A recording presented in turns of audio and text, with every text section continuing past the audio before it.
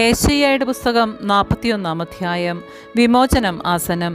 തീരദേശങ്ങളെ നിശബ്ദമായിരുന്ന് എൻ്റെ വാക്കു കേൾക്കുക. ജനതകൾ ശക്തി വീണ്ടെടുക്കട്ടെ, അടുത്തു വന്ന് സംസാരിക്കട്ടെ. നമുക്ക് വിധിക്കാനായി ഒരുമിച്ച് കൂടാം. ഓരോ കാൽവെപ്പിലും വിജയം വരിക്കുന്ന കിഴക്കുനിന്ന് വരുന്നവനെ ഉയർത്തിയതാര്? രാജാക്കന്മാരുടെ മേൽ ആധിപത്യം സ്ഥാപിക്കാൻ അവിടുന്ന് ജനതകളെ അവൻ ഏൽപ്പിച്ചു കൊടുത്തു.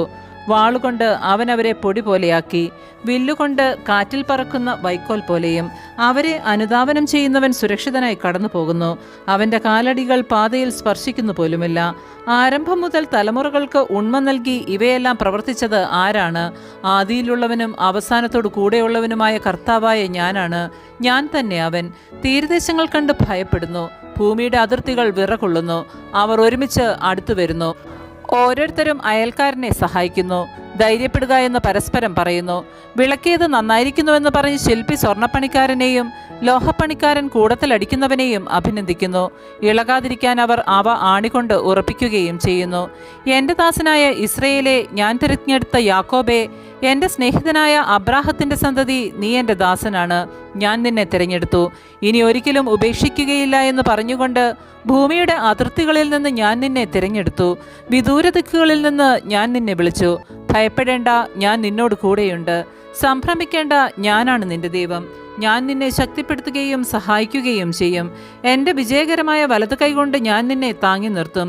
നിന്നെ ദ്വേഷിക്കുന്നവർ ലജ്ജിച്ച് തല താഴ്ത്തും. നിന്നോട് ഏറ്റുമുട്ടുന്നവർ നശിച്ച് ഒന്നുമല്ലാതായിത്തീരും. നിന്നോട് ശണ്ട കൂടുന്നവരെ നീ അന്വേഷിക്കും, കണ്ടെത്തുകയില്ല. നിന്നോട് പോരാടുന്നവർ ശൂന്യരാകും. നിന്റെ ദൈവവും കർത്താവുമായി ഞാൻ നിന്റെ വലതു കൈ പിടിച്ചിരിക്കുന്നു. ഞാനാണ് പറയുന്നത്, ഭയപ്പെടേണ്ട, ഞാൻ നിന്നെ സഹായിക്കും. കർത്താവ് അരുളി ചെയ്യുന്നു. കൃമിയായ യാക്കോബേ, ഇസ്രയേലിനെ ഭയപ്പെടേണ്ട, ഞാൻ നിന്നെ സഹായിക്കും. കർത്താവ് അരുളി ചെയ്യുന്നു. ഇസ്രയേലിൻ്റെ പരിശുദ്ധനാണ് നിന്റെ രക്ഷകൻ. ഞാൻ നിന്നെ പുതിയതും മൂർച്ചയേറിയതും പല്ലുള്ള ചക്രങ്ങളോട് കൂടിയതുമായ ഒരു മെതിവണ്ടിയാക്കും. നീ മലകളെ മെതിച്ചു പൊടിയാക്കും, കുന്നുകളെ പതിരുപോലെയാക്കും. നീ അവയെ പാറ്റുകയും കാറ്റവയെ പറപ്പിച്ചു കളയുകയും കൊടുങ്കാറ്റവയെ ചിതറിക്കുകയും ചെയ്യും. നീ കർത്താവിൽ ആനന്ദിക്കും, ഇസ്രയേലിൻ്റെ പരിശുദ്ധനിൽ അഭിമാനം കൊള്ളും. ദരിദ്രരും നിലാലംബരും ജലം അന്വേഷിച്ച് കണ്ടെത്താതെ ദാഹത്താൽ നാവ് വരണ്ടു പോകുമ്പോൾ കർത്താവായി ഞാൻ അവർക്ക് ഉത്തരമരുളും. ഇസ്രയേലിൻ്റെ ദൈവമായി ഞാൻ അവരെ കൈവെടിയുകയില്ല. പാഴ്മലകളിൽ നദികളും താഴ്വരകളുടെയും മധ്യേ ഉറവകളും ഞാൻ ഉണ്ടാക്കും. മരുഭൂമിയെ ജലാശയവും വരണ്ട പ്രദേശത്തെ നീരുറവയുമാക്കും. മരുഭൂമിയിൽ ദേവദാരു, കരുവേലകം, കൊളുന്ത്, ഒലിവ് എന്നിവ ഞാൻ നടും. മണലാരണ്യത്തിൽ സരളവൃക്ഷവും പൈൻമരവും പുന്നയും വെച്ച് പിടിപ്പിക്കും. ഇസ്രയേലിൻ്റെ പരിശുദ്ധൻ ഇവയെല്ലാം സൃഷ്ടിച്ചുവെന്നും അവിടുത്തെ കരങ്ങളാണ് ഇവയെല്ലാം ചെയ്തതെന്നും മനുഷ്യർ കണ്ടറിയുവാനും ചിന്തിച്ച് മനസ്സിലാക്കുവാനും വേണ്ടി തന്നെ കർത്താവ് അരുളി ചെയ്യുന്നു.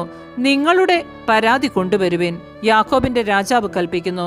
നിങ്ങളുടെ തെളിവുകൾ ഉന്നയിക്കുവിൻ. തെളിവുകൾ കൊണ്ടുവന്ന കാര്യങ്ങൾ എങ്ങനെയാകുമെന്ന് കാണിക്കുക. കഴിഞ്ഞ കാര്യങ്ങൾ പറയുക. നമുക്കത് പരിഗണിച്ച് അവയുടെ പരിണിത ഫലം എന്തെന്നറിയാം. അല്ലെങ്കിൽ വരാനിരിക്കുന്നത് ഞങ്ങളോട് പ്രസ്താവിക്കുക. നിങ്ങൾ ദേവന്മാരാണോ എന്ന് ഞങ്ങൾ അറിയേണ്ടതിന് സംഭവിക്കാനിരിക്കുന്നതെന്തെന്ന് ഞങ്ങളോട് പറയുവിൻ.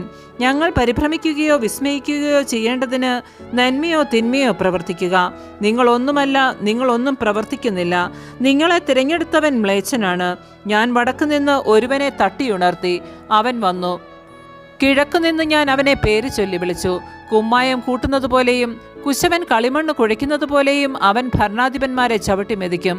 നമ്മൾ അറിയുന്നതിന് ആരംഭത്തിൽ തന്നെ ഇത് പറഞ്ഞത് ആരാണ്? അവൻ ചെയ്തത് ശരിയാണെന്ന് കാലേക്കൂട്ടി നമ്മൾ പറയാൻ ആരാണ് ഇത് നമ്മോട് പ്രസ്താവിച്ചത്? ആരും അത് വെളിപ്പെടുത്തുകയോ മുൻകൂട്ടി പറയുകയോ ചെയ്തില്ല. ആരും കേട്ടുമില്ല. ഞാൻ ആദ്യം സിയോന് ഈ വാർത്ത നൽകി. ഈ സത്വാർത്ത അറിയിക്കാൻ ജെറുസലേമിലേക്ക് ഞാനൊരു ദൂതനെ അയക്കും. ഞാൻ നോക്കിയപ്പോൾ ആരെയും കണ്ടില്ല. എൻ്റെ ചോദ്യത്തിന് ഉത്തരം നൽകാൻ അവരുടെ ഇടയിൽ ഒരു ഉപദേശകനുമില്ലായിരുന്നു. അവരെല്ലാവരും മിഥ്യയാണ്. അവർ ഒന്നും പ്രവർത്തിക്കുന്നില്ല. അവരുടെ വാർപ്പ് വിഗ്രഹങ്ങൾ കാറ്റുപോലെ ശൂന്യമാണ്. ആമേൻ. പരിശുദ്ധ